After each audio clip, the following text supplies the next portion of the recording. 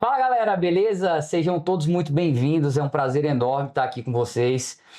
Nós estamos iniciando esse projeto novo, que é o podcast. Ainda não tem um nome, a Luísa vai me matar quando ela ouvir isso, que ela falou, não, já tem um nome, mas não. Ainda não tem um nome, a gente vai escolher esse nome e quando a gente tiver, a gente vem anunciar para vocês. Mas esse é um novo projeto que eu quero trazer aqui vários entrevistados, caras e mulheres assim sensacionais, que eu adoro, que eu admiro muito, para trazer a medicina da vida real. A gente vai trazer tudo aqui sobre medicina, o mercado de trabalho, o futuro da medicina, as especialidades de uma maneira geral, como é a atuação médica com médicos da vida real e que já fazem isso. Então esse podcast vai ser principalmente para estudantes de medicina, internos, residentes ou médicos aí formados há muito tempo. E hoje é um prazer enorme que a gente tem um convidado mega especial. Eu conheci esse cara através das redes sociais, tive uma interação bacana com ele e convidei ele para ser o professor da minha pós-graduação. Ele vai ser professor de 2 módulos, né?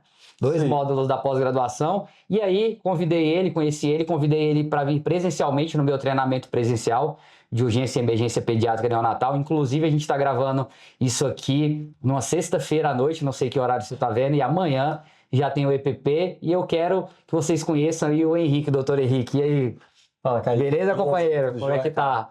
Tudo jóia, obrigado pelo convite aqui, um abraço para todo mundo que vai assistir a gente, sempre é uma alegria, sempre que é a segunda vez que a gente se vê pessoalmente, né, mas é sempre muito leve, sempre é uma alegria. Que bacana, bacana, e a recíproca é verdadeira, eu gosto muito de você é um cara simpático, é um cara falador que nem eu.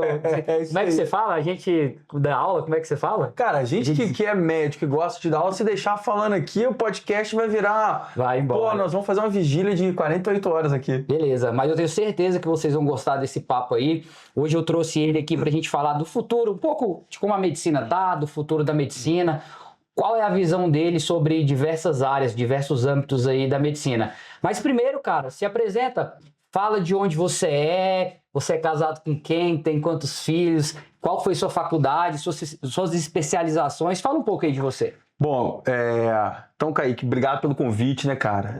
Eu jamais recusaria um convite seu, ainda mais para falar.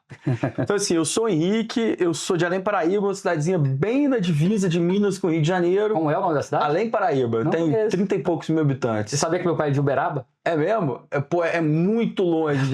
Deve dar, cara, na boa uns 1.200 quilômetros, talvez. É do outro lado. Entendi. É bem ali, bem na divisa, de tanto que meu pai mora em Além Paraíba, mas é estado do Rio de Janeiro. É muito louco. O Rio divide a cidade. Do lado. Os estados, né?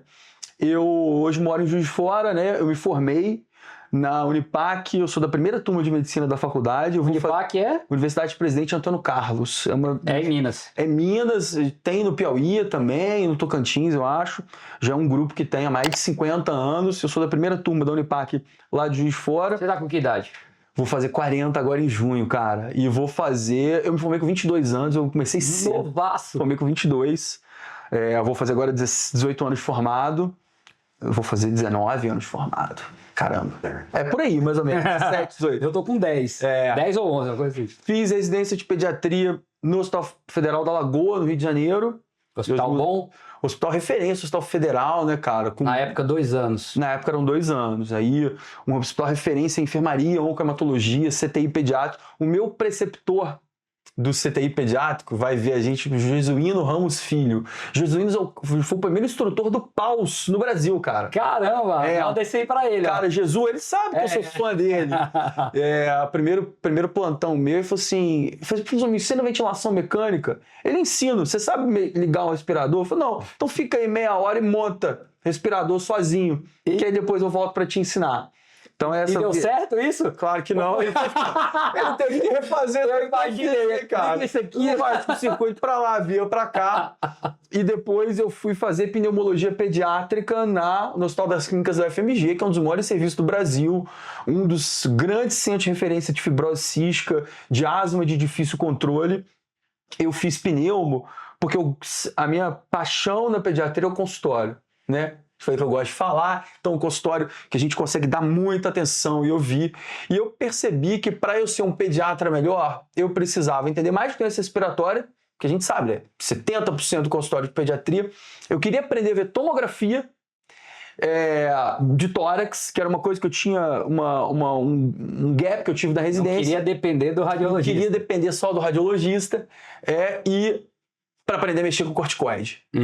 Para não passar o corticoide para quem não precisa, passar para quem precisa. Aí eu fui para o FMG fazer pneumologia pediátrica.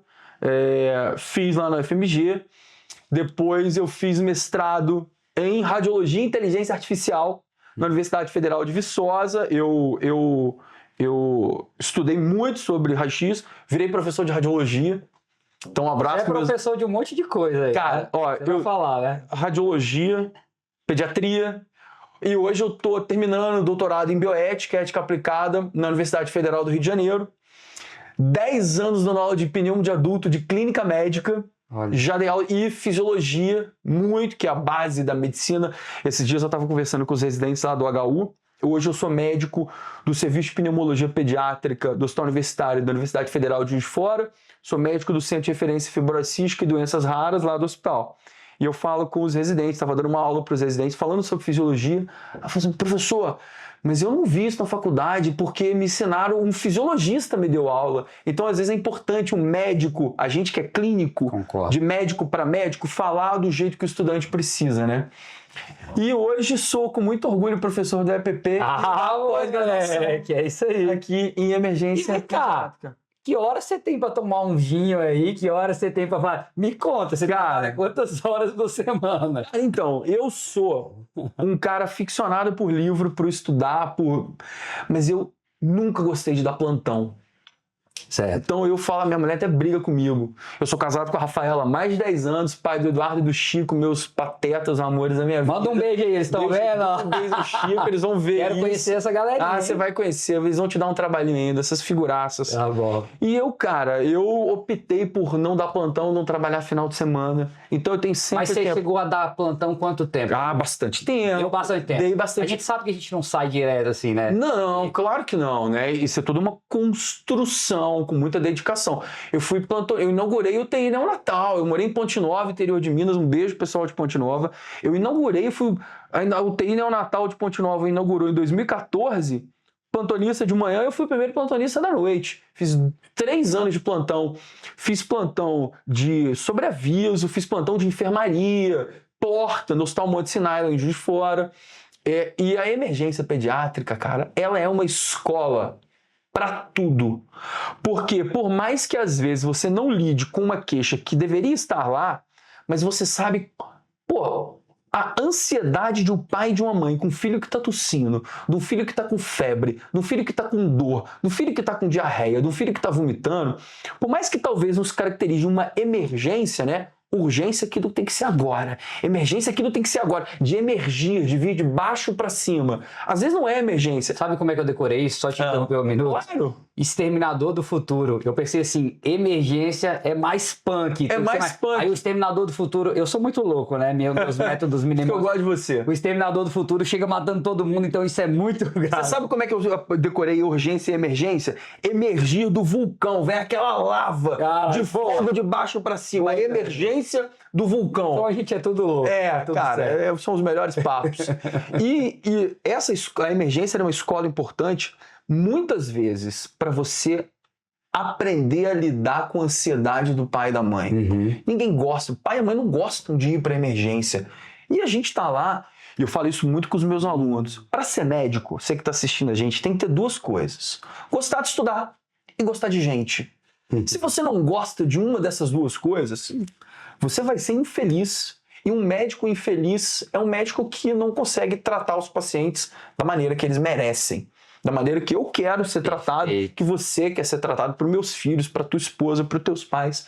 Então, a emergência era uma escola, foi para mim uma escola de saber como lidar, como ouvir. Né? A medicina é a arte de ouvir, né, cara? Muito importante isso que você falou. E aquele negócio, se você sai, já faz pneumopediatria, não faz emergência, a sua visão sobre isso tudo ia ser muito diferente. Porque você não ia ter a visão da mãe que vai lá, do pai que vai lá, do que eles enfrentam, do que é aquilo mesmo, cara. Então isso é muito interessante. E eu lembrei de uma história, velho, fantástica. Você falou, eu lembrei. Eu comecei a dar plantão, eu ainda não era pediatra, mas eu já dava plantão de pediatria e dava plantão de clínica médica, mas sempre fui apaixonado por pediatria. E eu dava plantão à noite. E eu tava começando a ficar irritado quando alguém me acordava à noite, por uma febre, por não sei o que, e eu ficava, meu Deus do céu, ficava grilado. E aí um médico mais velho, num plantão comigo, eu falei pra ele que eu tava ficando estressado, ele falou pra mim, Kaique, cara, pensa, porque tudo é como você enxerga, né? Você tem como enxergar uma situação de um lado positivo e de um lado negativo. Claro. E ele me falou, Kaique, é uma febre, você vai lá, trata a febre, conversa com os pais, deixa eles tranquilos e volta pra descansar. Você gastou 10, 15 minutos. E se fosse um negócio mega grave, você ia ter que ficar 3 horas. Então, ele falou aquilo, não porque ele não gostaria também de ter algo grave, mas para eu enxergar aquilo como algo positivo. Porque, cara, é como você falou, nenhuma mãe quer sair de casa 3 horas da manhã no frio, perigoso, ser assaltado, sequestrado e levar o filho. Mas ela tá ansiosa. E eu tenho outra coisa para te falar também, que eu achei engraçado, vai vir um monte de história, né? Que eu entendi isso verdadeiramente, eu ainda não tenho filho, mas eu entendi isso verdadeiramente quando eu tive um cachorro. Meu cachorro ficou doente, e eu tive que levar no veterinário, me estressei, aquele momento ele tirou do sangue e eu fiquei incomodado com aquilo, e eu falei, cara, é isso. É isso. A partir daquele momento eu não tenho filho, mas com o animal eu já entendi. É isso. Eu acho que você só tem como realmente se colocar assim quando você vive uma experiência nesse sentido. E a pediatria, ela é inacreditavelmente linda, porque não só você lida com o ser, é a única especialidade médica que você lida com um ser que ainda não nasceu, a consulta pré-natal pediátrica, e é um ser que pode nascer com 600 gramas e você vai acompanhando o desenvolvimento desse ser. E é a única especialidade em que você necessariamente... o dia que você tiver filho, eu vou te ligar, vou te dar os parabéns, mas lembra isso que eu vou te falar. É a única especialidade que você vai lidar sempre com o maior amor da vida de alguém. O maior amor da minha vida são meus filhos. Isso é foda. É um amor diferente, é um amor visceral, é um amor gratuito, Pô, eu tô aqui em Brasília, eu não vejo meus filhos desde as 7 horas da manhã. Tô morrendo de saudade deles. Então, quando você vai lidar, você sempre lida com o amor de alguém, mas com o filho é o maior amor da vida de alguém. Você não tem o direito de desprezar o sofrimento de alguém que tá vendo o maior amor da vida. Pode ser com uma queixa que você julga simples. Mas, cara, aquilo ali é importante.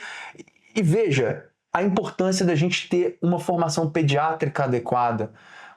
Eu quero muito que o meu filho, que eu olhe para a pessoa e fale, cara, essa pessoa pode até não saber tudo, mas ela tá olhando meu filho com carinho, ela tá olhando meu filho com cuidado. Isso é impagável, né? Olha só, para você que tá vendo aí, eu tô emocionado com o que ele falou e acho que eu fiz a escolha certa em trazê-lo aqui, porque você tá vendo quem faz a medicina porque ama de verdade, que adora a especialidade. E é um prazer abrir esse quadro, esse projeto novo com você, porque você está passando uma visão para quem está vendo de amor à medicina, de verdade à medicina, que realmente quando a gente faz algo que a gente ama, algo que a gente gosta, fica muito mais prazeroso. E o ser humano, tratar o ser humano com empatia, com delicadeza, é algo essencial. Cara, o papo aqui eu acho que não vai durar só 1 hora não, viu? Porque você vai falando, eu vou anotando um monte de coisa para te perguntar que eu acho muito massa. Vou combinar com você o que eu combino com meus alunos e residentes. Só faça a pergunta que eu sei responder, não me faça passar vergonha não. O cara é uma máquina, você viu aí, né? Vocês viram, o cara é uma máquina de conhecimento. E eu já puxei várias coisinhas aqui que antes da gente entrar mais a fundo no que eu quero, como você falou, esse negócio de amor à medicina, empatia...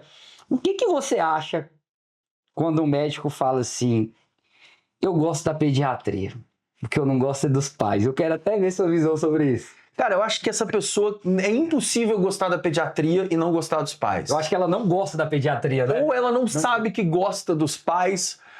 Eu falo assim, eu decidi fazer pediatria no último ano.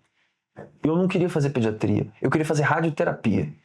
E aí eu me apaixonei não pela pediatria, eu me apaixonei por um pediatra.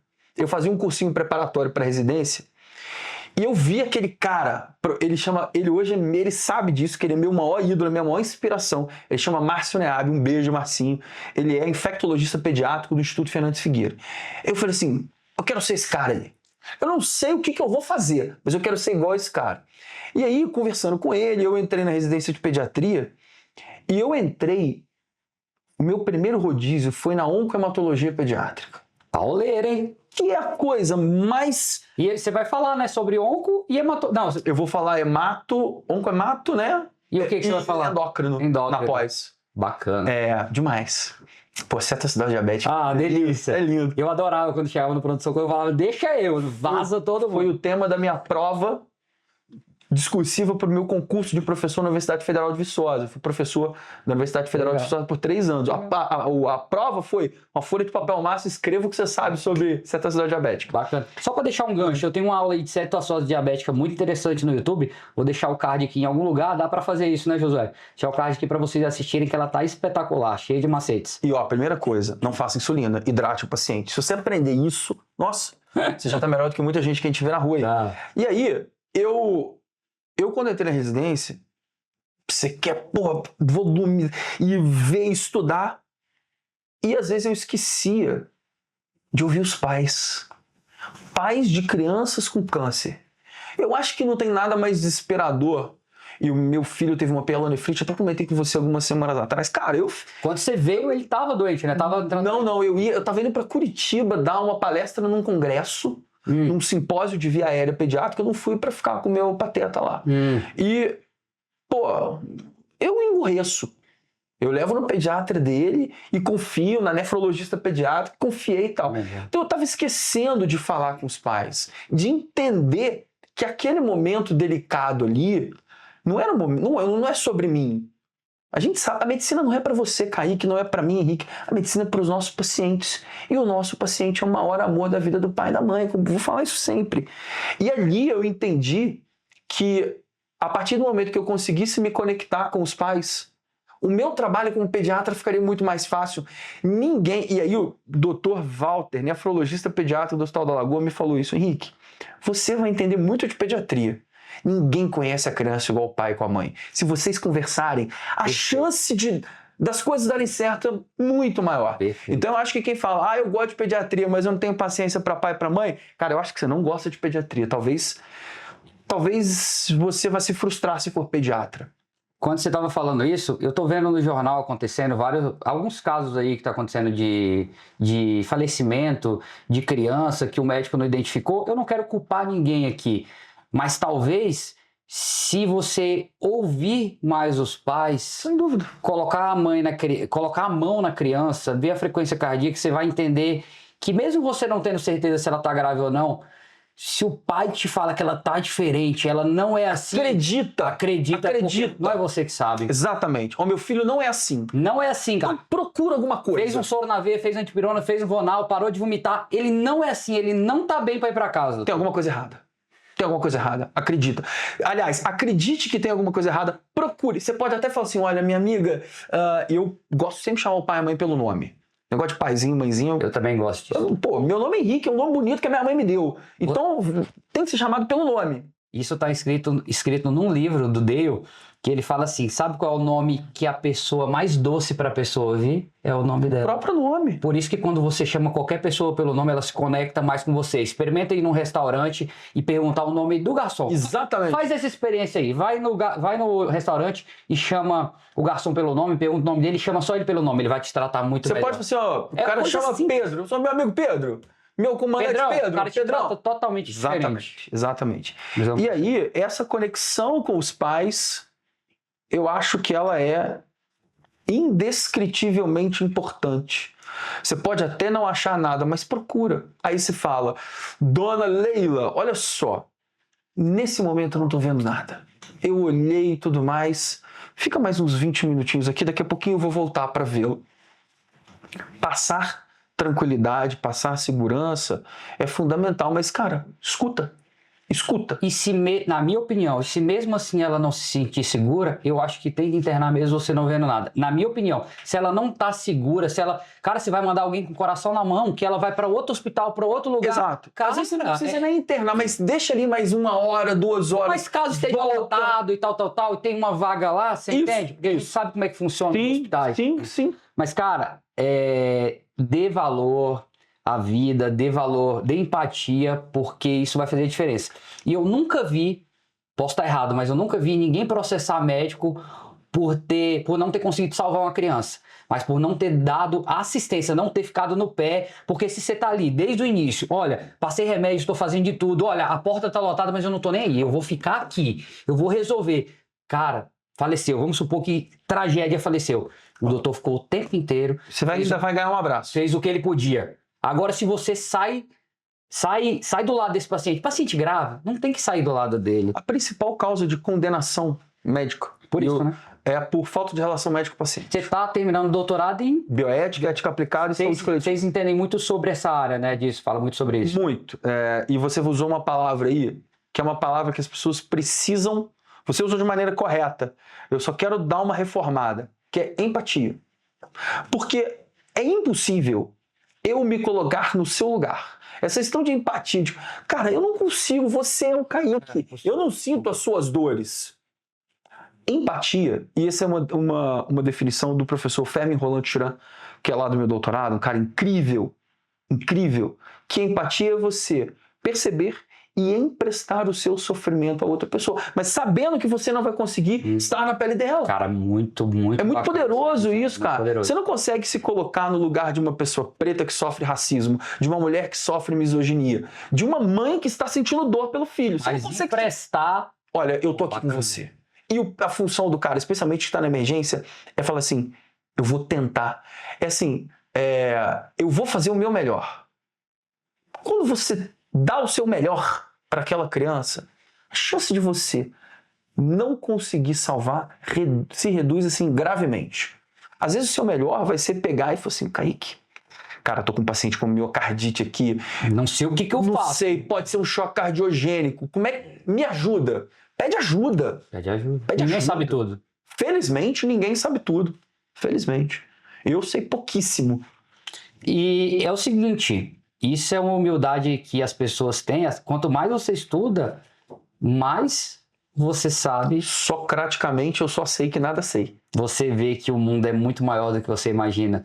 Isso é o contrário. Quando a pessoa sabe pouco, por exemplo, os médicos que vão dar plantão, eles não sabem muita coisa, eles se acham... Pô, eu tô sabendo resolver tudo. Ele não sabe no buraco que ele tá Não entrando. sabe. Esse cara, terça-feira, eu tava num ambulatório de fibrose cística lá no hospital, e uma aluna do 11º período falou assim, professor, tô muito preocupado, eu vou formar agora, eu tô com medo. Eu falei, cara, a coisa mais tranquilizadora para um professor é um aluno que tem medo. Se você chegasse aqui, professor, dá em mim que eu tô se sentindo bem, que eu resolvo tudo, eu ia te puxar e falar assim, ó, bonitona, chá de realidade, você não sabe nada. Toda vez que você acha que você sabe alguma coisa, pergunta pra alguém que você acha que sabe, você vê que não sabe nada. Eu tenho uma história muito bacana também, que eu fiz um ano, né, de plantão de pediatria sem ser pediatra. E achava que eu sabia pra caramba, sabia tratar umas bronquiolites, umas asminhas, umas doenças de pele, e tava me achando, cara. E aí, beleza. Nesse um ano trabalhando, já me sentindo, não, eu sou pediatra. E aí passei na residência. Caí na urgência e emergência. Pouco na cara. Eu fiz residência no Hospital Materno Infantil de Brasília, um hospital excelente, de urgência e emergência, é a referência daqui da região. Na primeira semana eu falei, o quê? Isso aqui é adrenalina contínua na veia? Como é que é? Fentanil, midazolam, rocurônio, succinil, que diabo é isso? Aí eu falei, meu amigo, eu tava correndo um risco. Exatamente. Tava correndo risco. Cara, esse papo tá muito bacana, tô gostando muito. E eu fiquei com a dúvida. Quando você terminou pediatria, você entrou direto para fazer na pneu? Entrei direto. Entrou direto? E por que você escolheu pneu? Por causa daquilo que você falou, que era... Exatamente, por me tornar um pediatra mais completo. É claro que toda subespecialidade te torna mais completo. Mas, Infecto também. Nossa, infecto. cara, infecto Era a única que me chamou. muito legal. E a pneumo, ela... Pô, pneumonia. né? Mas a pneumo e a gastro, quando você junta, quais são as principais queixas em consultório pediátrico? Tosse, febre, vômito, diarreia, dor abdominal. Pneu e gastro é 80% da pediatria. Aqueles outros 20% são as outras especialidades, subespecialidades, que é aquela que o próprio pediatra geral às vezes fala, opa, escutei um sopro, vou encaminhar para o especialista. Aliás, foi uma questão até de prova de residência médica. Nem todo sopro, você precisa um sopro de estio num paciente que não tem síndrome, que não tem história, que não tem sintomas, você pode conduzir. A pneumonia gastro, O pediatra geral, ele sabe tratar asma, ele sabe tratar pneumonia, ele sabe tratar refluxo, ele sabe tratar uma PLV, ou deveria saber. Deveria saber. Então, é para me tornar um pediatra, foi para me tornar um pediatra melhor. E hoje, como no consultório e no hospital, eu só faço pneumologia pediátrica. Aonde que eu faço pediatria? Dando aula.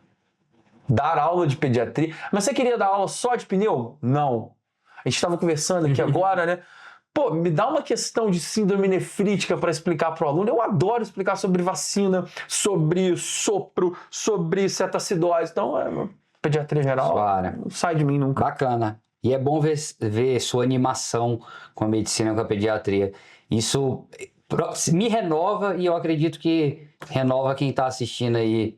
A gente precisa estar com pessoas que vibram em certas frequências. Eu acredito muito nisso. Eu também. O ambiente molda o ser humano. Se você anda com 5 obesos, você vai ser o próximo. Se você anda com 5 reclamões, você vai ser o próximo.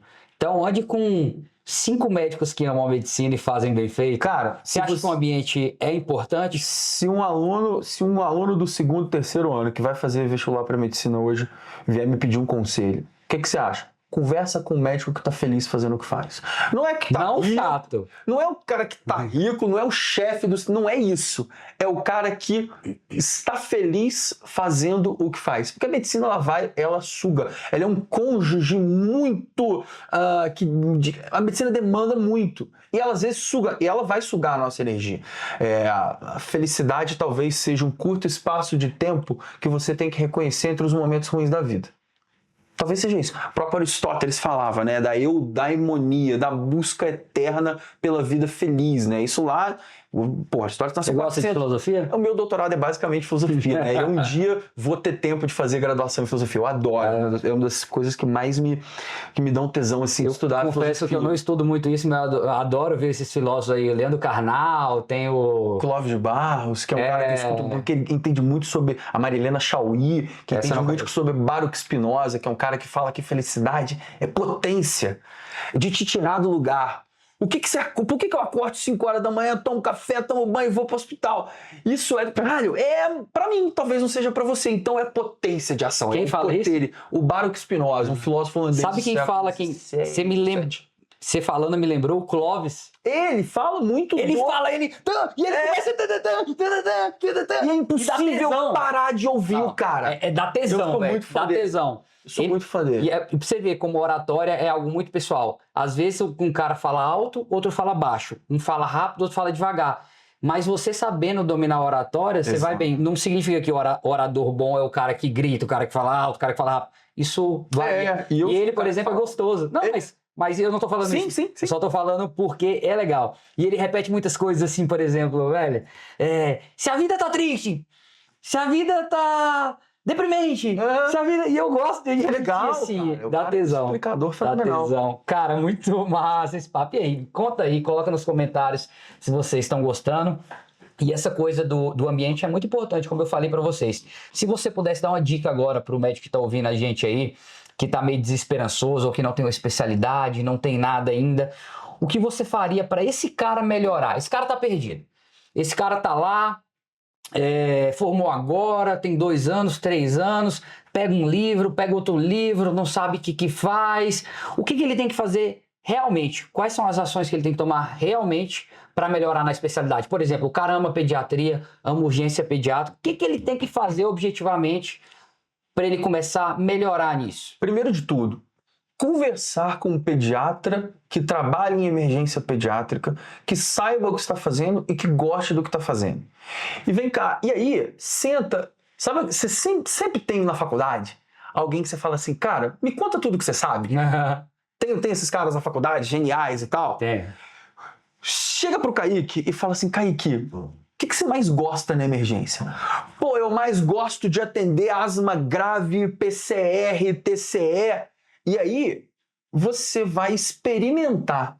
Quando você quer conhecer de vinho, você tem que tomar vinho, cara. Você quer conhecer de música? Pô, pergunta... eu quero saber o que é rock and roll. Abre um disco do AC/DC, abre um disco do Rolling Stones, abre um disco do Pixies e abre um disco do Oasis. você vai entender que é rock and roll. Você vai achar a sua ali. Do Led Zeppelin, você vai achar a sua ali. Sistema Fadal, eu gosto. Gosto também, gosto.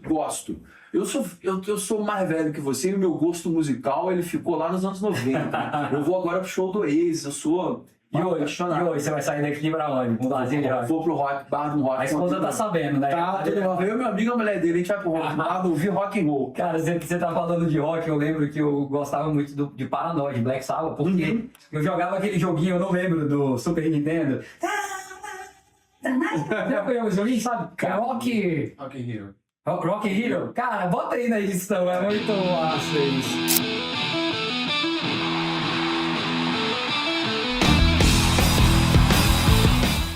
Então é realmente perguntar, andar, conviver.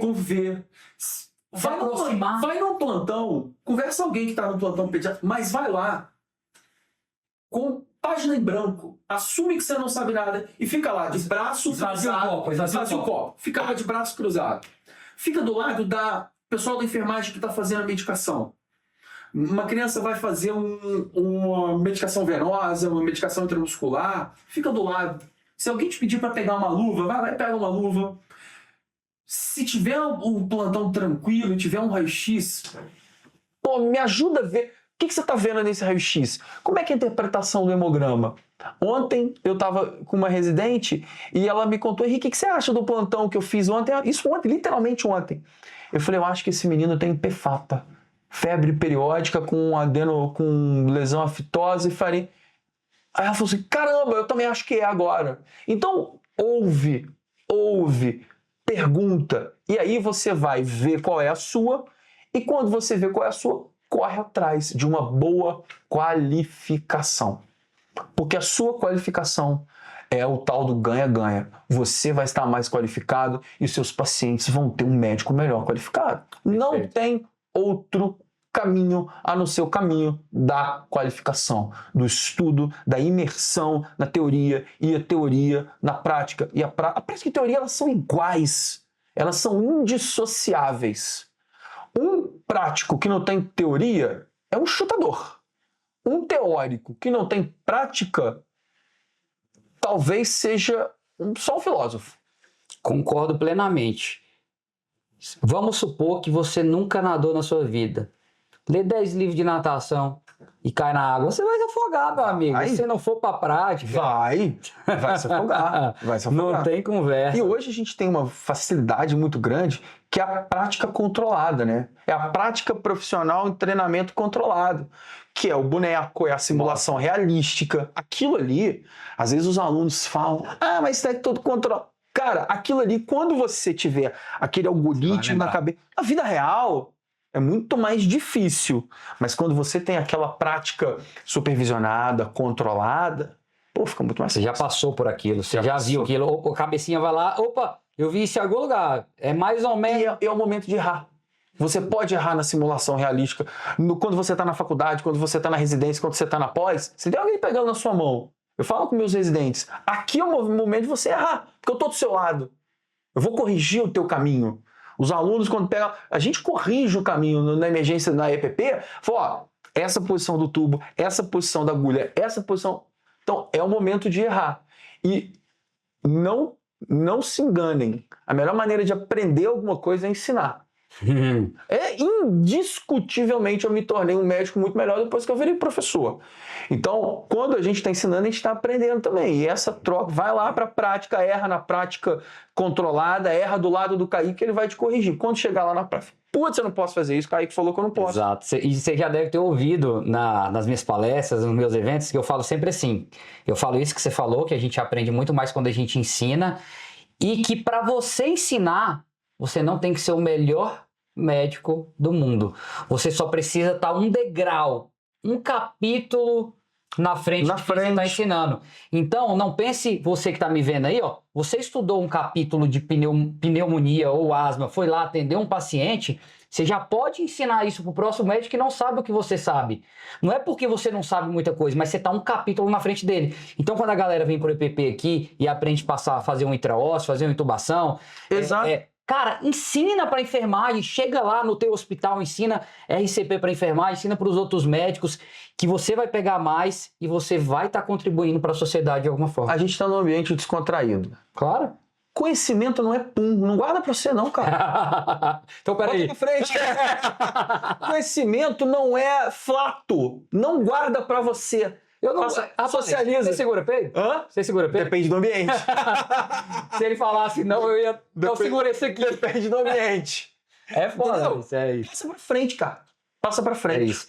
Eu... Socializar o conhecimento. Com certeza. E eu acredito que muita gente que tá vendo isso aqui, que nem gostava de pediatria, vai se apaixonar por pediatria. Eu não tenho dúvida. Eu não tenho Eu dúvida. acho que se ele não gostar de pediatria e gostar do nosso papo, já atiça a curiosidade. É isso, pô. É aquele negócio do professor. Por que você queria ser igual aquele cara? É isso aí. Pô, esses caras são 2 pediatras experientes e estão falando com essa energia, com esse tesão, com esse brilho no olho, alguma coisa boa Alguma coisa tem ali. tem nessa história. Deixa eu dar uma puxadinha. E tem. A gente sabe que tem. Muito bom, muito A gente bom. sabe que tem. Cara, que papo bacana, né, velho? Bacana. Cara, e aí? Me conta o que vocês estão achando nos comentários desse papo. Eu tô achando incrível. Eu tava cansado, você sabe que eu tava cansado. Cheguei, eu tava aqui, você vai começando, vai falando de algo. Eu vim do aeroporto direto pra cá. Então, é apaixonante mesmo falar do que a gente ama. E eu já queria falar uma coisa pra vocês. Pegando esse gancho aqui de tudo que eu e o Henrique a gente tá falando, eu decidi transformar a realidade da medicina do Brasil. E eu falo isso com toda humildade possível, porque muitas pessoas acham que não são capazes de transformar algo. E tudo começa com um pequeno movimento. Para uma roda sair girando, ela precisa começar com um pequeno movimento. Para você chegar a 100 por hora, você começou com 5, foi para 10. Para você ganhar 40 centímetros de bala, você começou com 32, foi para 33. Então, eu estou encabeçando esse movimento de transformação da realidade médica, principalmente de emergência pediátrica no Brasil. Eu tenho certeza que várias vidas já foram salvas, vários médicos já aprenderam muito. Sem sombra de dúvida. E sabendo disso, hoje no Brasil são 600 mil médicos, por volta de 600 mil médicos. E daqui 10 anos serão 1,2 milhão. E por aí. Por aí. Bem por aí. E eu já, na minha época, era fácil pegar plantão. Na sua época também, né? Você é velho pra caralho. Brincadeira. Mas era bem mais Deixa fácil. eu te dar um exemplo. 36. Eu tô com 39. Então, A gente quase é mesmo. Sim, vou te dar um exemplo prático. Em 2012, eu acabei minha residência de pneu. Fui morar em Ponte Nova. Naquela época, o coordenador do pronto-socorro do hospital, que eu dava plantão de sala de parto. Fazia sala de parto. Já cheguei a fazer 18 salas de parto em 24 horas. Fiz mais de 2.000 salas de parto na vida já. Caramba! Sala de parto é uma delícia. Eu lembro que vira e mexe, Leonardo, cirurgião vascular. Aqui, tô com um furo na escala aqui sábado à noite, no plantão. Eu falei, cara, Léo, não me pede não. Plantão de adulto? Não, tô velho. Pô, hoje tem fila. Então, o plantão ali da porta, ele não é automático. Na nossa época era automático. Era automático. É automático, sim. Cara, tem plantão que quarta-feira dia, sexta-feira à noite, segunda de manhã. Escala toda furada. Hoje, você vai entrar como folguista de um final de semana e aí você vai ficar lá no grupo de WhatsApp da galera. Então, não é. A demografia médica no Brasil, ela é desafiadora. Para nós médicos, para nós professores e para nós pacientes, porque a gente também é paciente.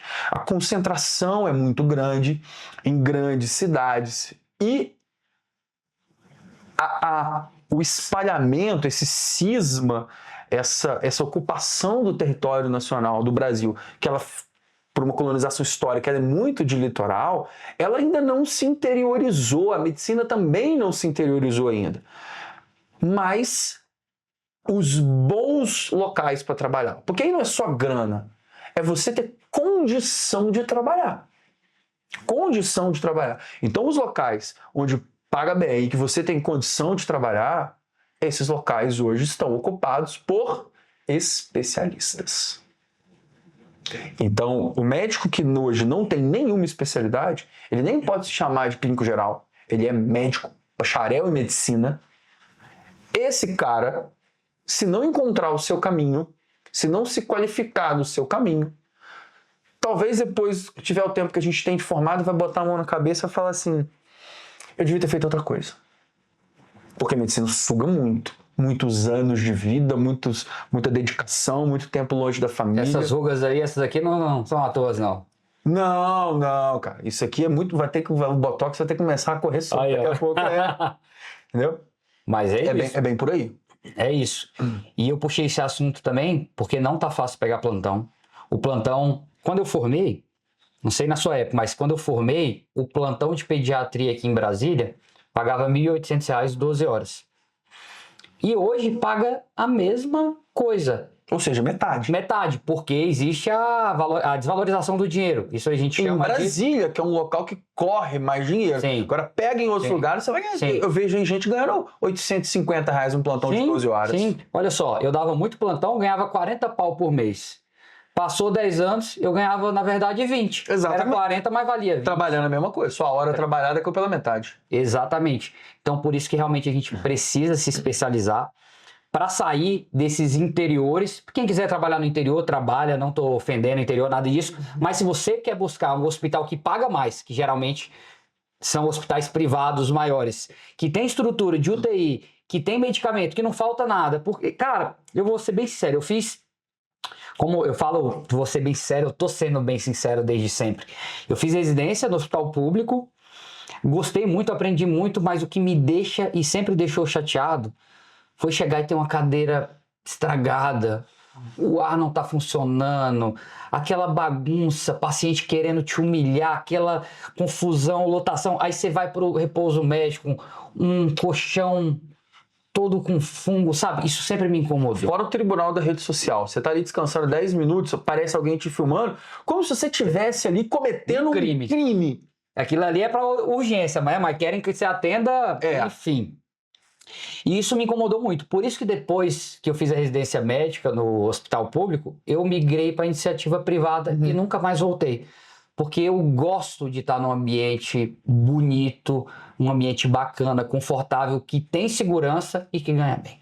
E outra coisa, se você está indo para o interior, com a capacitação, você tem até poder de negociação com o gestor. Olha, eu sou pediatra, eu sou cardiologista, eu sou anestesista, eu sou gastro, sou infecto, sou cirurgião vascular. Eu quero essa valorização porque eu vou atender melhor a sua população. Eu já trabalhei em cidade em Santos Expedito do Sul, 2.000 e poucos habitantes no Rio Grande do Sul. Cara, tinha um pneumologista pediátrico lá. Então eu falei assim, olha, eu mereço. E eu ganhava, cara, eu já cheguei a ganhar R$150 de consulta de SUS, de prefeitura. Olha. Mas é o meu valor. Porque está posicionado, fez algo. E tem muito estudo, muito artigo, muita dedicação nesse longo aqui. Ó. Cabelo branco na barba não é à toa não, cara. Cara, bacana. E pensando nisso, a gente quer fazer uma revolução no ensino médico do Brasil e não existe residência médica para todo mundo. Aí a gente entra em outra discussão. Abriram no Brasil várias faculdades de medicina, porém não abriram proporcionalmente as vagas de residência. Então, tem um médico que quer fazer residência, mas não consegue passar. Ou tem um médico que não quer fazer residência por N motivos. Não existe só um caminho na vida. Ou, por exemplo, já tem um filho, sustenta a mãe, tem um custo de vida muito alto e não consegue diminuir para ganhar 3.600. Aqui paga, eu não sei como é que está nos lugares do Brasil. Então, eu acredito muito que não existe só um caminho na medicina. A medicina não é linear, a vida não é linear. Como o Flávio Augusto diz, eu adoro ele, meu mentor, estabilidade não existe. E a vida não é linear, então existem outros caminhos. E da mesma forma que a residência médica não garante que o médico vai ser bom, e existem várias residências médicas ruins pelo Brasil, você sabe bem disso. Tem sim. Como não tem como você falar que o pós-graduado vai ser um cara ruim? Claro que não. Por exemplo, a Amanda. A Amanda foi minha aluna. Incrível. É agora aluna do EPP, é aluna do AEP, uma querida. Professora. Eu falei aluna, desculpa. Professora, uma querida, tá do meu lado, eu trouxe ela pro meu lado. Ela é super requisitada em Belém do Pará, ela mora lá. E uma fofa. Então, E eu tô falando tudo isso também para te dizer, para te dar essa novidade, talvez você já saiba, talvez não. Eu abri uma das primeiras pós-graduações de urgência e emergência pediátrica e neonatal do Brasil.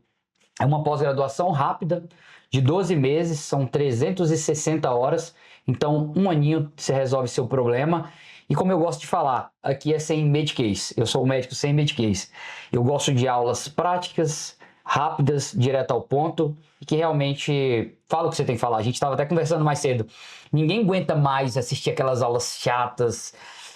Enfim, a gente quer a prática, quer a vida real. Então não adianta tu dar uma aula e falar que tem que usar o fentanil e o midazolam e não ensinar a calcular. Exato. Não adianta. É você ter uma base sólida de conteúdo, que é fundamental, Isso. e uma maneira que seja simples a pessoa absorver. Sim. E aí é o lindo da nossa... E lembra que a gente falou que não adianta ler 10 livros de natação e cair na piscina que você vai se afogar? Essa pós-graduação, ela vai ter um encontro, presencial de 2 dias aqui em Brasília ou em São Paulo, eu estou definindo isso, onde a gente vai pegar na sua mão e te ensinar durante 2 dias intubação, intraósseo, taquiarritmia e muito mais. E um dos professores da pós de 2 cadeiras é o Henrique, e ele é professor também do EPP. E olha só, mas não é só isso não, talvez você está assim, é pouco tempo. Tem um grupo do WhatsApp, olha o que eu fiz, Henrique. Eu criei um grupo do WhatsApp, que ele funciona de domingo a domingo, não tem feriado, não tem Natal, não tem Réveillon, funciona de domingo a domingo, das 8 da manhã às 23 horas da noite.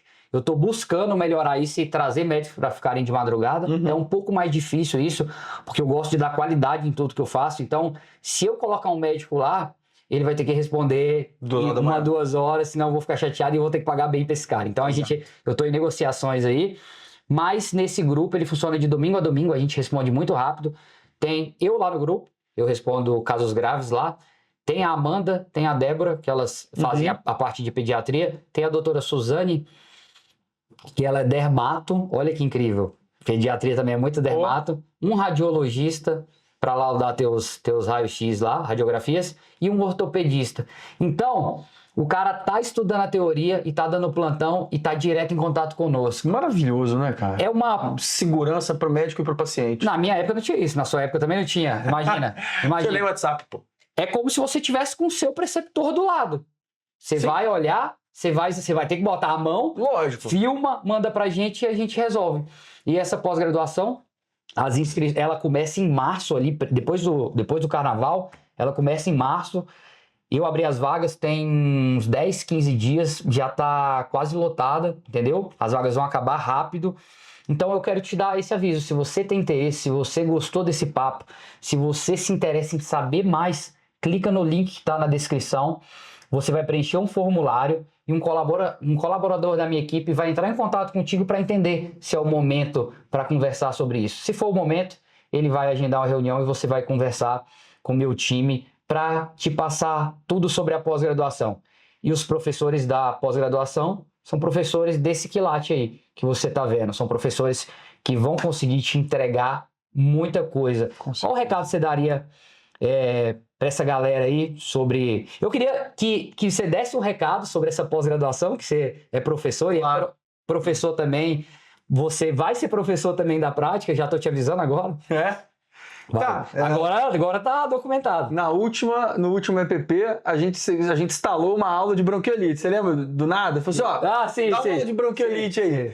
O Kaique tá conseguindo agora no digital me botar na furada. Então, Obrigado, vamos pra dentro. Eu quero que você fale, dê um conselho para quem tá ouvindo sobre o que você acha disso, dessa visão da pós-graduação, e depois que você falasse para eles da nossa pós-graduação, se eles devem entrar ou não, qual a sua opinião. O que você acha dessa questão residência versus pós-graduação e dessa briga aí? Bom, sobre a nossa pós-graduação. Eu jamais, e assim, absoluto honesto como tem sido em tudo que eu faço, eu não entraria se eu não botasse fé. Eu tenho já, humildemente falando, eu já tenho um caminho trilhado. Eu sou médico referência no meu consultório, médico referência no hospital universitário, eu trabalho com fibrose, eu tenho muito orgulho do meu trabalho. Eu não ia sair de Minas para vir para cá se eu achasse que isso é uma aventura pura e simples. Eu tenho absoluta convicção que essa pós-graduação em emergência pediátrica vai habilitar o pessoal a se tornar um emergencista melhor, a se tornar um pediatra melhor, se já for pediatra, se está buscando o título de pediatria, a ter um substrato teórico prático importante, se quer dar plantão de pediatria. E olha, eu não daria plantão, eu acho que você foi muito corajoso, eu não daria plantão de pediatria, eu sou mais medroso, confesso, sou super medroso.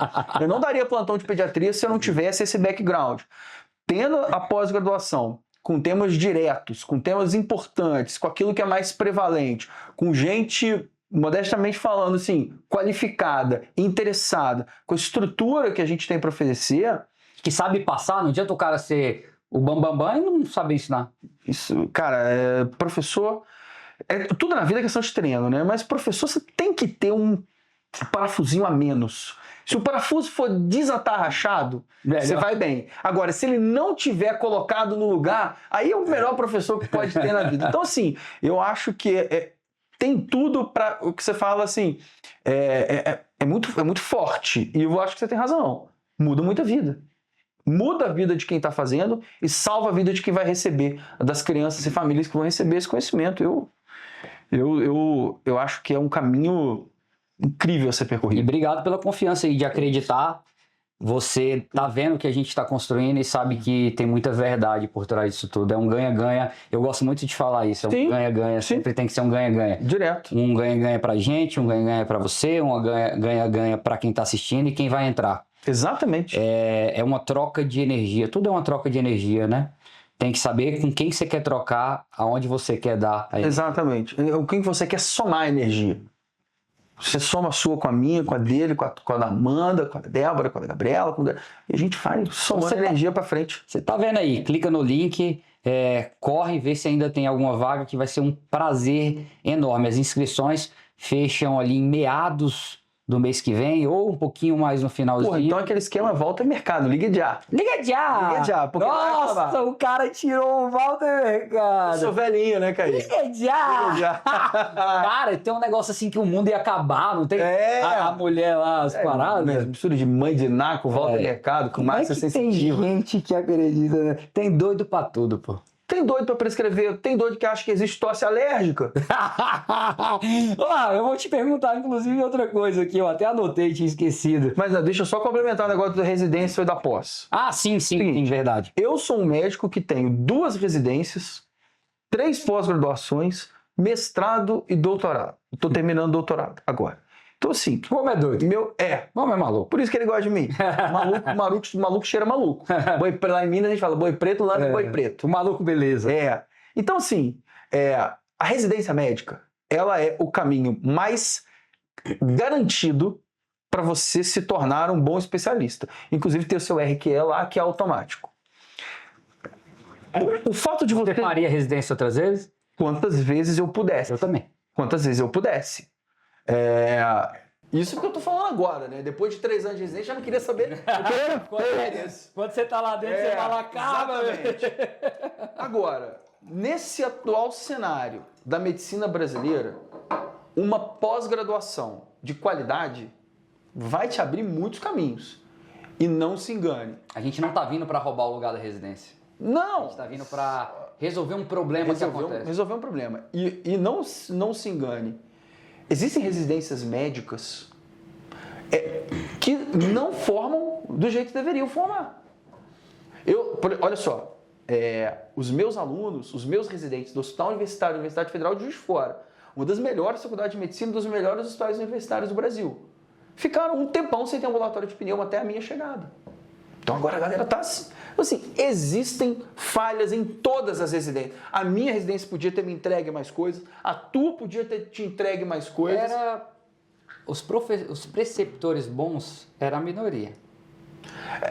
Não sei na sua, mas na minha era a minoria. A gente ficava com muita gente ali que nem confiava na conduta. Não vou te falar que eu tive sorte, mas eu escolhi um lugar para fazer residência que, cara, meus preceptores eu tenho muito a agradecer. Muito. Claro que tinha era a maioria bom. Maioria. Teve um preceptor, um plantonista, que ninguém dava nada para ele. Não vou falar o nome dele, mas ele era um cara que ficava na dele. Uma vez, uma criança que tinha deficiência de proteína S, uma trombofilia. Essa criança fez uma sepse internada na enfermaria. E ele olhou para mim e falou assim, no meu plantão, ela não vai pro CTI. Mas não é porque é o meu plantão, não. Porque enquanto eu precisar ficar sentado do lado dela, eu vou ficar. Esse cara não... Olha, aprendi muito sobre postura com esse cara. Na pós-graduação, o que você vai ter de diferente da residência? Você vai ter que ter mais atitude. A pós-graduação não é para todo mundo. Talvez a residência seja para todo mundo. A pós-graduação é para aquele cara que quer mais. Que sabe que em algum momento ele vai ter que dar um grau a mais. E que vai... Ele viu a aula lá que eu vou dar na nossa pós-graduação de hemotransfusão. Transfusão de hemocomponente na emergência pediátrica. Esse é um cara que talvez vai entender que quando ele precisar fazer uma hemotransfusão, ele não teve aquele dia a dia, todo dia ali da residência. Ele vai ter que saber onde procurar, ele vai ter que saber ir atrás do preceptor, ele tem que falar assim, cara, eu vou me garantir. E mandar o WhatsApp lá no grupo. Exatamente. Olha só, e são coisas, a medicina... O método de fazer as coisas, existem métodos diferentes para fazer as coisas, mas em todos os locais, em todos os cenários de ensino-aprendizagem, você tem muita coisa para absorver, muita coisa boa para absorver. Então, se o cara está querendo fazer essa pós-graduação híbrida em emergência pediátrica e neonatal, ele tem a certeza absoluta que o conhecimento teórico dele precisará ser posto em prática. Agora, um cara que vai para a residência, que vai para o pronto-socorro da residência dele, que fica lá o tempo inteiro e chega em casa e não abre o livro, esse cara é um perigo. Então, no melhor dos cenários, nós teríamos especializações que entregassem carga teórica e prática de maneira assim, plena para todo mundo. Isso hoje a gente não tem. Ninguém consegue fazer isso em residência nenhuma, em pós-graduação nenhuma. O que a gente tem que ter é verdade. Eu estou te oferecendo isso e eu tenho certeza absoluta que uma boa pós-graduação vai formar um bom especialista. Bom especialista. Não tenho dúvida disso. E aqui eu entrevistei todo mundo que está aqui foi entrevistado por mim. Eu vou ver as aulas de todo mundo, vou dar meus pitacos, porque eu sou coordenador, devo fazer isso. Lógico. E as pessoas estão entrando nesse projeto, a minha cara tá lá, como você falou, que você não ia entrar num projeto que você não acredita. E eu não ia fazer um projeto para me queimar. Lógico. Porque a coisa que é mais valiosa para mim... Teu nome? É meu nome. É meu nome. Eu não devo ninguém, eu nunca passei a perna em ninguém, você nunca vai achar isso. Porque... O meu nome é muito importante. Muito caro. Muito caro. É muito caro. É muito caro. E por isso eu entrevistei pessoalmente todos e quem está aqui dentro desse projeto é alguém que está alinhado e que se não tiver alinhado não vai ficar. Eu vou trocar essa pessoa. Lógico. Mas vai ter que seguir isso. Mas eu quero te perguntar, você está aí no mercado há muito tempo, tinha várias perguntas, eu nem vou conseguir te perguntar isso tudo. Você está no mercado há muito tempo, já viu muita coisa. O que você acredita que a medicina mudou quando você formou e agora, esse período de transição, o que você está vendo de mudança? O que você acha de positivo e negativo em cada período que você viveu? E como você acredita que vai ser o futuro na medicina aí, talvez nos próximos, 5, 10 anos? Porque hoje o mundo muda muito rápido, né? Muda muito. O cara, eu falo para ele, o cara que se perder numa caverna aí, numa praia e voltar daqui 5 anos, ele não conhece mais o mundo. Não conhece. Não é que nem antigamente que o mundo... Hoje o mundo em um ano...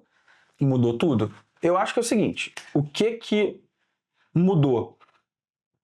Acesso à informação. Nem sempre a informação é boa. Senão te dá uma obesidade. Mas olha só, a gente está metralhado por muita informação. De boa qualidade e de má qualidade. Então, quem está saindo da faculdade hoje e vai para o Instagram e vê você falar, e me vê falar, e me vê com propriedade, a gente sabe o que está falando, a gente sabe o que está fazendo, mas tem gente que não sabe. Então, cabe um senso crítico de você filtrar de onde vem a informação. Outra coisa que eu acho que mudou demais, especialmente pós-pandemia de Covid-19. O volume de conhecimento, o avanço tecnológico que a gente teve nos últimos 10 anos, especialmente com inteligência artificial, tanto do ponto de vista clínico, médico, quanto do ponto de vista geral, o volume de produção de conhecimento é muito grande. E é fundamental que você tenha mecanismos adequados para acompanhar isso.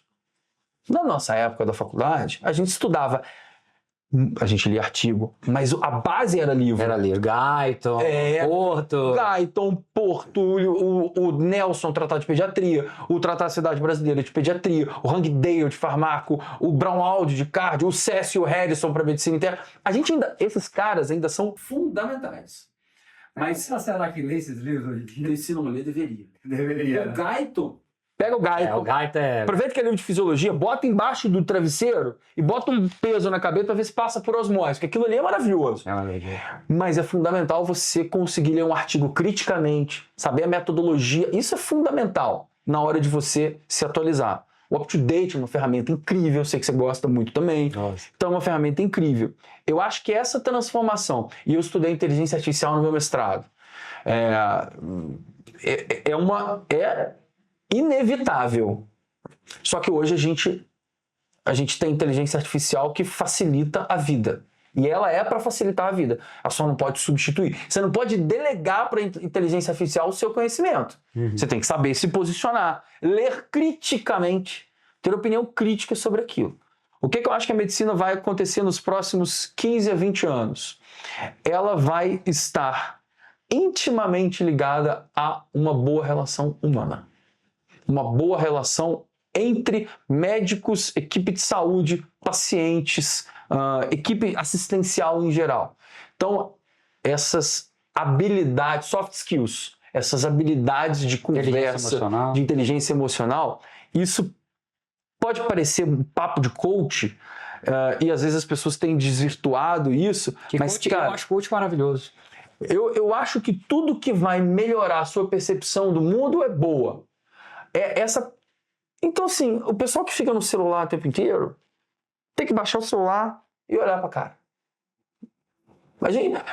A gente poderia gravar esse podcast, você na sua casa e eu na minha, mas não ia ter um décimo da graça da energia que tem aqui.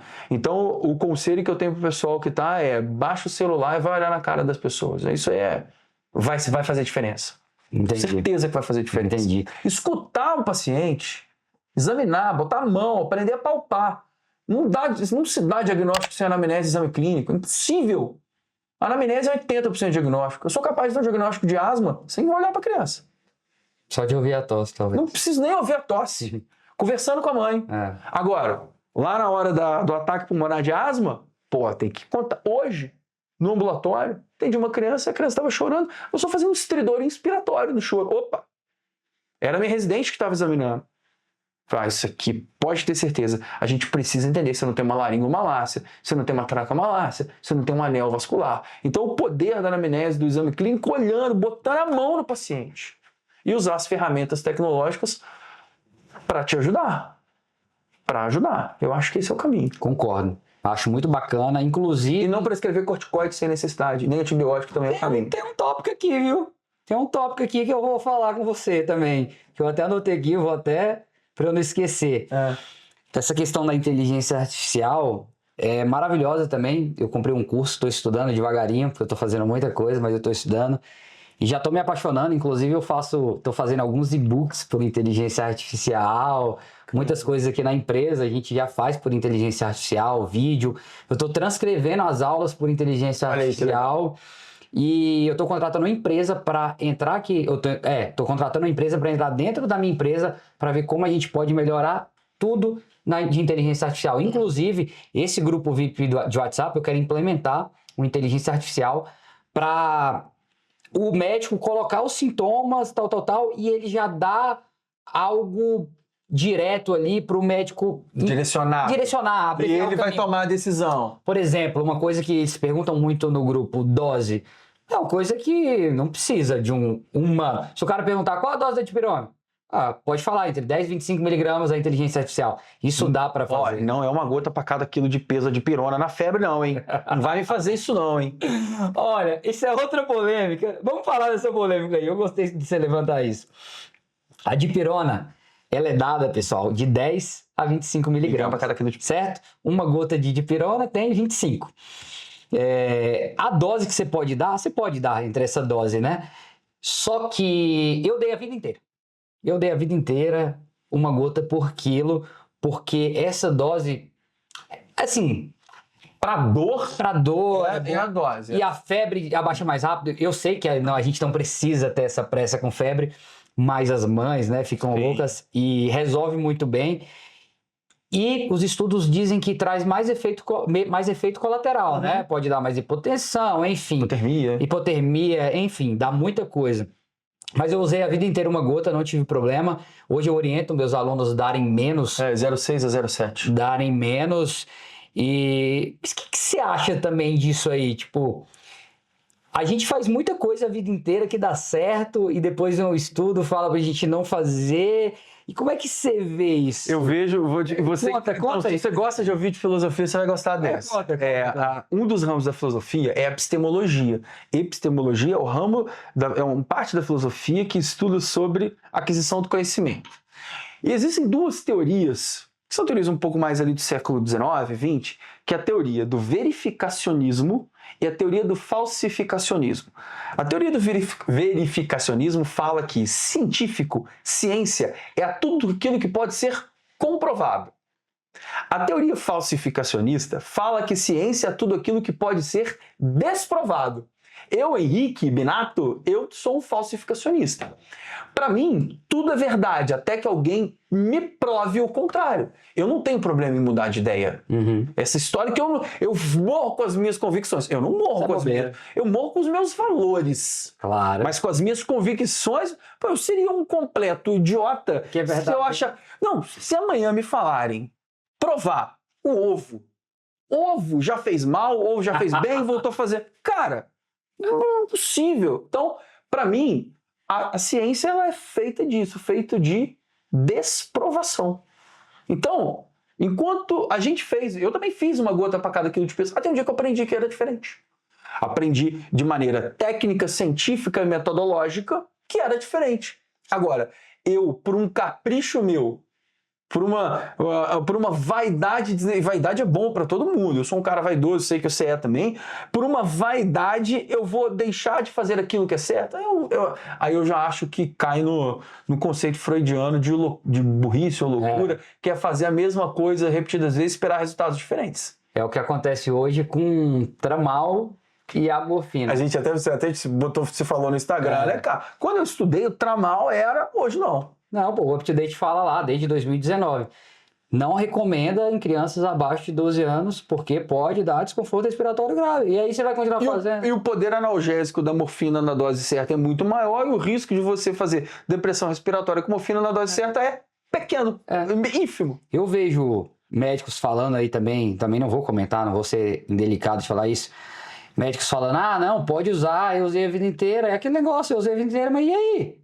Tá lá, se você fizer e o paciente se lascar, como é que você vai comprovar? Ó, tá aqui, ó. Né? Exatamente. Tem uma orientação para isso. E pra gente finalizar, o papo tá muito bom, mas pra gente finalizar, um polêmico aqui também. Esses dias, perguntaram lá na minha caixinha de perguntas, eu vi até que você viu essa história, você não comentou aí, mas eu vi que você viu. Corticoide para tosse, perguntaram assim, pode passar corticoide para tosse? Aí eu falei assim, você me odeia, mas você pode passar corticoide para tosse. Você pode passar o que você quiser, desde que você ache com a quark e com as consequências da besteira. Mas o que eu quero dizer com isso? Eu acho que você entendeu. Se a tosse, a origem dela for asmática, o paciente estiver em ataque pulmonar, como você está falando, pulmonar grave, aí você vai passar. Exatamente. Não para parar a tosse, mas para desenvolver. Não se trata, em 99% das vezes você não trata a tosse. Você não está fazendo isso para a tosse parar. Exatamente. Pelo contrário. A tosse é um mecanismo de proteção, um mecanismo de defesa e um mecanismo de alerta. 10 a 15% de todas as crianças com asma são pobre perceptores de sintomas, sabia disso? Que às vezes ela tá saturando 89, você pergunta, você tá com falta de ar, fofinha? Não. A tosse às vezes é um mecanismo de te alertar que a criança tá tossindo, que tem alguma coisa acontecendo ali. Então assim, a tosse ela é a queixa mais comum no consultório pediátrico. Um cara que não sabe, que não entende profundamente de tosse, tá vivendo no pânico, tá vivendo errado. E eu abri essa semana uma caixinha no meu, fiz uma enquete no meu Instagram, @Dr. Henrique Binato Pneumoped. Seu filho já tomou corticoide? 96% já tomou corticoide. Aí eu abri uma caixinha. Por quê? Gripe, tosse, bronquiolite, Então, a gente vive eu tenho uma paciente que fez uma fratura de fíbula que está osteopênica. Caramba! Uma criança, uma menina de 9 anos, que brincando quebrou a fíbula e eu investiguei osteopenia. Por quê? 200 ciclos de corticoide. Ela tinha tomado, sem exagero, 9 ou 10 ciclos de corticoide em um ano. É muita coisa. E acima de 2 ciclos já tem indicação de densitometria óssea. Então você tá... acima de 2 ciclos... Os ciclos como? Você fala os 2 ciclos? Não... Usou em janeiro 5 dias, usou em outubro 5 dias. Já tem indicação? Já tem indicação de densitometria óssea. Surgiu agora? É novo não? Não conheço. Isso tem uns 2, 3 anos. Nunca ouvi E eu falar. conversei com uma colega que é reumatopediatra. Ela falou assim, pode pedir, que vai vir redução ali de massa óssea. Tem um E aí o que tem que fazer? Primeiro, parar de dar corticoide. Sim. E recupera. Eventualmente, Criança- até se repor vitamina D. Criança pode fazer movimento resistido para ganho de massa óssea muscular? Você sabe? Pode, Pode, né? pode. Mas não existe essa indicação, talvez. Não. Às vezes é só parar mesmo e... E eventualmente reposição de cálcio e vitamina D. Eventualmente reposição de cálcio e vitamina D. Não está sendo incomum crianças osteopênicas e osteoporóticas. Osteoporose da mulher pós-menopausa pode aparecer em criança. Olha aí. Tem um estudo mostrando que meninos que usam mais de 3 ciclos de corticoide por ano têm redução da fertilidade pós-puberal. Inalatório também? Não. Isso muito mais com o sistêmico. Com o inalatório, os efeitos são existe, mas é bem menos provável. Fica mais ali no pulmão mesmo, é menos absorção. A beclometasona, que é o que mais tem aí, ela ainda tem uma biodisponibilidade maior. Quando você compara com o budesonide, especialmente com o fluticasona. O fluticasona é o mais seguro deles disponível no Brasil.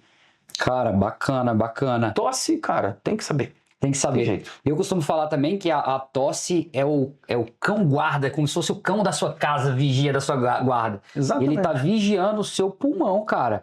Ele vai tirar tudo que não presta. Você tá gripado, tá caindo ali aquela secreção, você tosse pra secreção, pra bactéria não ir, pra botar fora. Exatamente. Caiu um trem lá, comeu uma pipoca, foi lá, você tosse pra sair fora.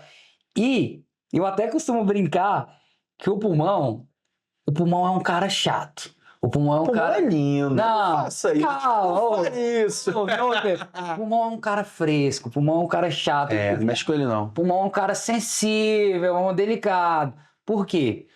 Ele quer o arzinho quente que passa ali na VR. Ele não quer um ar gelado, não. Ele quer que o ar passe ali... Levemente umedecido. Ele quer um arzinho filtrado. Limpinho. Ele não quer bagaceira, Não não. respira pela boca não que vai dar errado. Ele quer um ar umidificado. Então ele é um cara chato e a gente precisa metódico. cuidar bem. E a maioria das infecções a gente sabe que entra pelos orifícios. É daí que surgem as doenças. É menos comum, muito menos comum você ter uma doença, uma pneumonia via hematogênica. É muito menos comum. Por exemplo, você leva uma pancada... isso eu falo também, isso eu aprendi com o infector, professor de infectologia, Dr. Bruno, um abraço. Talvez ele veja isso. Aprendi com ele. Se você tem uma lesão no braço e o paciente começa a desenvolver uma pneumonia, pensa em estáfilo. Estáfilo tá ali, esperando um buraquinho. E o estáfilo é interessante porque ele tem como uma das características radiográficas dá mais comumente broncopneumonia quando compara com o pneumo. O pneumo dá muito mais pneumonia lobar. O estáfilo dá comparado com o pneumo, dá mais broncopneumonia. E às vezes, dependendo do estágio, olhar para o raio-x e falar assim, tô em dúvida. Então, conhecer esses padrões também é importante. Massa. E eu quero que a gente bata outro papo. Outras vezes que eu quero falar sobre pneumonia, asma, avaliação de raio-x na pneumonia, na asma, na sinusite. Não vamos falar isso agora, não. Vamos deixar para um próximo passo, que isso é um tema interessante. E para finalizar, o que você tem para falar para a galera assim, em relação à tosse? O cara que formou agora, está lidando com a tosse, passa esses antitussígeno, mucolítico, corticoide, antihistamínico. O que você tem para falar assim, para ele sair daqui, para ele pesquisar mais e para a gente finalizar? 3 coisas. 1, não existe tosse alérgica. Logo, antialérgico não é tratamento para tosse. Pelo contrário, ele pode até por uma via meio colinérgica ali, ressecar a secreção e piorar. Então, não existe tosse alérgica. Vou te colocar uma pedra no sapato. Coloque. Aí. E para o paciente que está com a rinite, e tossindo pela rinite. Mas aí você não. Essa tosse não é alérgica, essa tosse é da rinite. O que vai valer a pena, especialmente, lavar o nariz. Então, tratar tosse com antialérgico, aí você dá um antialérgico para tratar o sintoma da rinite. E aí pode diminuir. Exatamente. Mas nesse caso, se o paciente está com rinite, você pode passar um corticoide nasal. O corticoide nasal é o tratamento de manutenção, de redução da inflamação. Sim. E o antistamínico, de preferência de segunda geração, por favor. porque o antistamínico de primeira Por quê? geração... Conta pra eles aí. O antistamínico de primeira geração tem um estudo do professor Miles Weinberger, de uma universidade do Canadá, me perdoe agora que eu não lembro, que falou que menino que comparou dexclorfeniramina, que é o antistamínico de primeira, com loratadina. Os que usaram dexclorfeniramina tiveram mais dificuldade de tirar a carteira de motorista. Porque, é verdade. Sério? O uso recorrente de antistamínicos de primeira geração, por eles ultrapassarem a barreira hematocefálica, ele está associado com pior capacidade de retenção de informação, pior desempenho de aprendizagem. Caramba! Então, preferência Que por massa. uso de segunda geração. Loratadina, levocetirizina, cetirizina, fexofenadina, bilastina, por exemplo. Outra coisa, antitussígeno serve para redução do reflexo da tosse. Em 99,9999999% dos casos, você estará prejudicando o paciente. Você vai estar tirando o cachorro da guarda de casa. É a mesma coisa que você falar assim, Henrique, quebrei o braço. O que eu vou fazer? Tô com uma fratura com desvio. Toma anti-inflamatório. Aí você vai ficar com o braço torto, mas sem dor. Então, não é o que fazer. E faça uma abordagem semiológica adequada. De onde vem, para onde vai. A anamnese, o fluxograma da tosse, ele é fundamental para você entender onde e se essa tosse precisará ser tratada. Acho que aí, sobre tosse, para a galera que está absolutamente folha em branco, esses 3 pontos.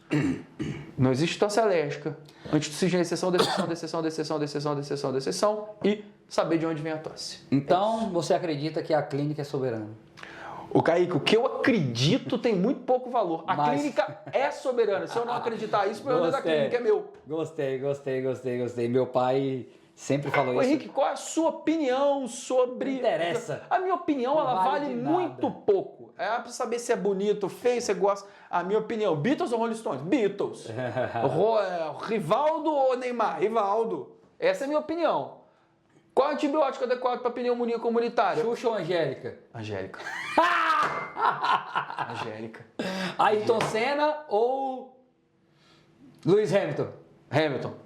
É? É. Cara, e Opinião. o cara agora, Verstappen? Cara, eu não acompanho Fórmula 1 há muito tempo. Eu vou te dar uma dica. Veja aquele seriado na Eu Netflix. lembro do eu tô velho, desculpa. O pai do Max Verstappen, o Jos Verstappen, eu lembro dele. Cara, assiste a série na Netflix. Dirigir para Viver, eu acho que é da Fórmula 1.